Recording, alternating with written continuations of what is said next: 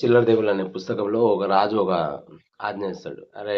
మీరెవరన్నా హిందువులు అయ్యుండి గూడా మిమ్మల్ని హిందువులాగా చూడనోళ్ళు ముస్లింలోకి మారమని జెప్పేసి. ముస్లింలోకి మారాలని చెప్పడంతోని ఇప్పుడు ఊరికి ఓ తహసీల్దార్‌ని వీళ్ళని మస్కూరోళ్ళని పంపిస్తాడు. అరే భయ్! ఎవడన్నా మారేటోడుంటే వాళ్ళని మార్చండి అని జెప్పేసి. మార్చేటప్పుడు ఒక మత పెద్ద గూడా ఉండాలి గాబట్టి కాజీ అని దాంట్లో ముస్లింల మత పెద్ద ఊరూరు తిరిగి ఇట్లా చెప్తుంటాడు. అరే! మీరు హిందువులయ్యుండి గూడా మాల మాదిగోళ్ళు హిందువులాగా చూడట్లేదు. ఊరి బయట ఉంచుతుర్రు. వాళ్ళ బాయిల దగ్గరికి రానియ్యరు. మిమ్మల్ని అంటరానోళ్ళలాగా చూస్తున్నారు. కాబట్టి మీరు ముస్లింలాగా మారితే మీకు అందరికి కూడా సమాన హోదా వస్తది ముస్లింలలో అని చెప్పి చెప్తుంటారు. మనం ఏం ఆలోచిస్తాం, అబ్బో! వీడేదో భలే చెప్పాడు. అందరూ సమానంగా చూడొచ్చు. ఈడ మనం వివక్షతకు గురైతున్నాం అని చెప్పేసి చాలామంది ఏమనుకుంటారు, అరే మారిర్రు. మారిన తర్వాత ఇప్పుడాయన చెప్తాడు కదా! ఇప్పుడు మత పెద్ద ఏమంటారు, "అరే మీరు మారాలంటే మా దాంట్లో కొన్ని కండిషన్స్ ఉన్నాయి. మీరు పైజామా, కుర్తా ధరించాలి. ప్లస్ మీ లేడీస్ ఎవరు కూడా మంగళసూత్రాలు వాడొద్దు. లేడీస్ కూడా సెపరేట్ డ్రెస్ కోడ్ ఉంటది" అని చెప్పేసి చెప్తారు. సరే అని కొందరు అంగీకరిస్తారు. అంగీకరించి ఆయన చెప్పినట్టు చేసి ఆ రోజు ఆ మతంలోకి మారిపోతారు. లేడీస్ కొందరు తిరస్కరిస్తారు. ఏంది ఎప్పటినుంచో మేము మంగళసూత్రాలను వాడుతున్నాము. ఈయన కొత్తగొచ్చింది ఇది తీసేయమంటున్నాడు అని చెప్పేసి కొందరేంటి లొల్లి చేసి వెళ్ళిపోతారు. తర్వాత ఏమో ఇదేదో పెద్ద ఇష్యూ అయ్యేటట్టుందని చెప్పేసి, సరే ఇప్పుడైతే మంగళసూత్రాలు ఉంచుకోండి. మంగళసూత్రాలతోని పెద్ద ప్రాబ్లమ్ లేదు. కానీ మీరు మతంలోకి మారండి. మీరు మతంలోకి మారితే మీకు అంతా సమాన హోదా వస్తది. ఈరోజు నుంచి మీరు ముస్లింలు అయితుర్రు కాబట్టి అందరితో పాటు సమానంగా తినొచ్చు. అందరితో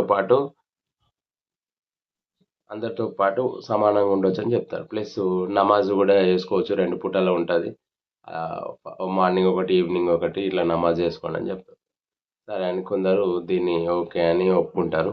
ఒప్పుకున్న తర్వాత వీళ్ళకి వీళ్ళు మతంలోకి మారిర్రు. మారినప్పుడు ఏం చేయాలి, వీళ్ళకి దావత్ ఇయ్యాలి. ఈ దావత్ కోసం అని చెప్పేసి ఈ ఎద్దు మాంసం రెడీ చేసి పెట్టేస్తారు. కొందరు తినేటోళ్ళు తింటారు. కొందరు ఊరోళ్ళు ఏందిరా భయ్ ఇట్లా ఎద్దులని చంపేసి, ఆవులని చంపేసి వీళ్ళకి విందులు పెడుతుర్రు. ఇదేంది అని కొంచెం ఖండించేటోళ్ళు కూడా ఉంటారు. కానీ వీళ్ళకి ఎదురు చెప్పేటోళ్ళు లేరు కాబట్టి సరే అని వదిలేస్తారు. తర్వాత వీళ్ళిప్పుడు మారిర్రు.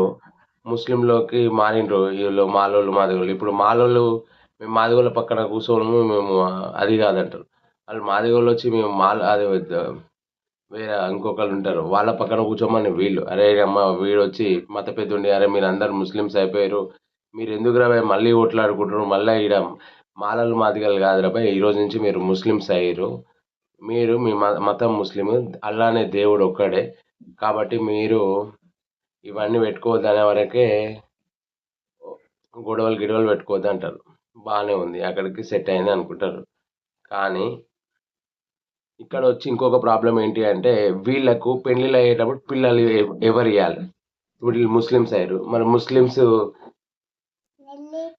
వాళ్ళకు ప్రాబ్లమ్ ఏమొచ్చిందంటే ఇప్పుడు పిల్లని ఎవరియ్యాలి? అంటే వీళ్ళు ఇప్పుడే కన్వర్ట్ అయ్యారు కాబట్టి మరి కన్వర్ట్ అయిన వాళ్ళకి మరి మాలోళ్ళ దగ్గర ఏసుకోవాలా? మాదిగోళ్ళ దగ్గర ఏసుకోవాలా? ముస్లిమ్స్ ఎవరున్నారు వాళ్ళు ఇస్తారా అని ఒక భయం స్టార్ట్ అయింది. తర్వాత కొన్ని రోజులకు ఒక ప్రాబ్లమ్ వచ్చింది. ఏంటి అంటే వీళ్ళు ఒక ముస్లింలోకి మారారు కాబట్టి ఒక అబ్బాయికి పెళ్లి సంబంధం పిల్ల దొరకట్లేదు. కొందరు ఏమన్నారంటే మీరు ఆల్రెడీ మీరు ముస్లింలోకి వెళ్ళిపోయారు కాబట్టి మేము పిల్లల్ని అని చెప్పేసి వీళ్ళకి ఇట్లాంటి ప్రాబ్లం రావడం వల్ల వీళ్ళు మళ్ళా ఊరి పెద్ద దగ్గరికి పోయి లేదు లేదు మేము మళ్ళీ మేము మా క్యాస్ట్ వైజ్గా మేము తిరిగి వెళ్ళిపోదాం అనుకుంటున్నాము.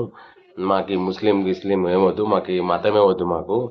కాబట్టి మమ్మల్ని నార్మల్గా మార్చమని మళ్ళీ పోయి పెద్ద దగ్గరికి పోతే ఆయన ఏం చేస్తాడు, సరే మీరు ఎంతమంది మారాలనుకుంటారో అంతమంది రండి రామే, ఒకటేసారి చేద్దాం ప్రాసెస్, మళ్ళీ అంటే కష్టం అవుతుంది అని చెప్పగానే ఈయన ఏం చేస్తాడు, సరే రా అని ఇప్పుడు వాళ్ళు ఒక 1000 మంది కన్వర్ట్ అయిపోతే అందులో నుంచి ఒక 100 మంది రారు, ఒక 900 మంది వచ్చేస్తారు.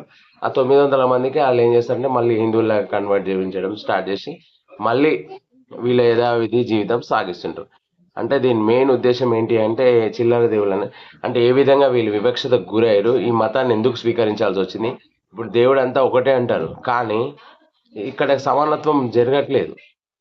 అందుకని చెప్పి ఈ దాశరథి రంగాచార్య గారు వివరించడం జరిగింది ఈ ఒక్క పాయింట్ని.